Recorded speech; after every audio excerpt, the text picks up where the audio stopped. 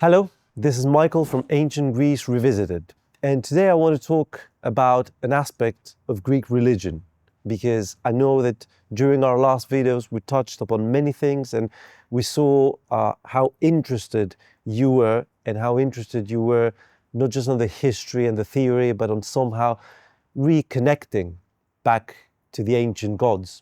So I just want to offer a perspective to clarify something that is usually a critique, a staple from Christians. And many Christians see, as they did 2,000 years ago, the ancient Greek gods, and because they appear as very human, somehow that is a proof of their inferiority. The fact that the gods made mistakes, the fact that the gods lusted, angered against each other. Now, I know what you might be thinking, that even in the Christian Bible, God, especially in the Old Testament, seems to be angry, but in the Christian theology, he's somewhat beyond that. So it's a puzzle of how ancient Greeks considered these gods sacred.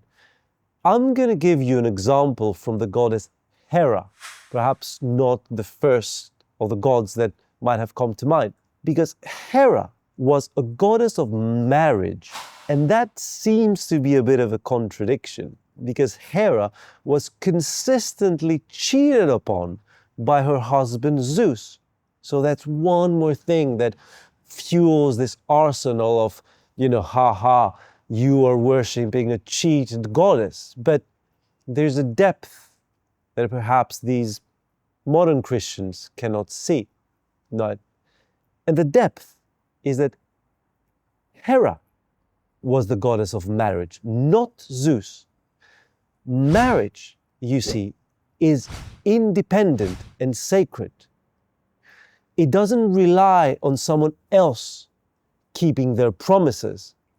Marriage, the Greeks told us, is a god, a goddess, to be precise, with a being, an essence, all of its own, independently of whether someone honors it or dishonors it.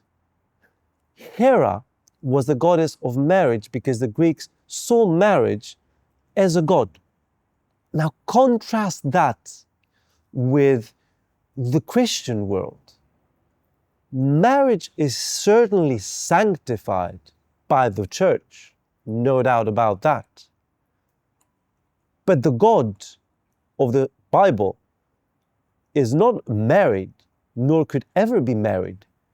And his son, Jesus Christ, remains celibate for all we know. So we could say that for the Christians, marriage is sanctified, but it's not a god. So the Greeks saw something even more profound, that this earthly institution of marriage is more than sacred. It has an essence, a being, enough to deserve a personification through a goddess, and a great goddess at that. And it's perhaps these kind of confusions towards the nature of marriage that is troubling us today. Because for the ancient Greeks, marriage was not a love affair. They had another goddess for that, Aphrodite. Marriage, they understood, was a union for a family.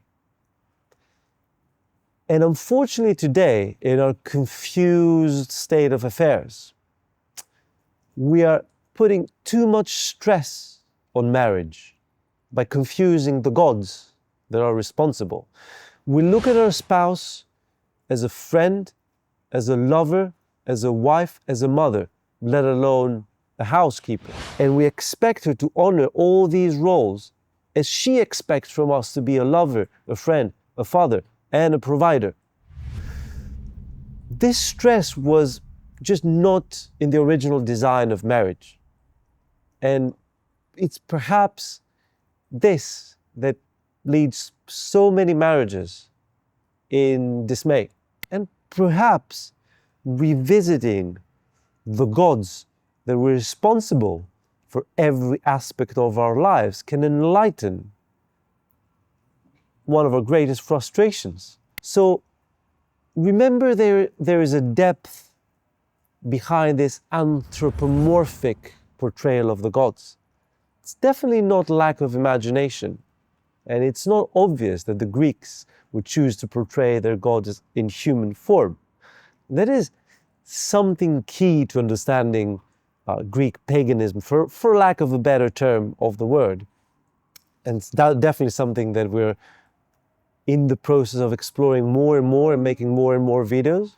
So as always, try and stay tuned. Like we said before, not all of you are receiving our new videos, so please hit the little bell next to subscribe, so be sure to get all our subscriptions. Thank you very much and stay tuned.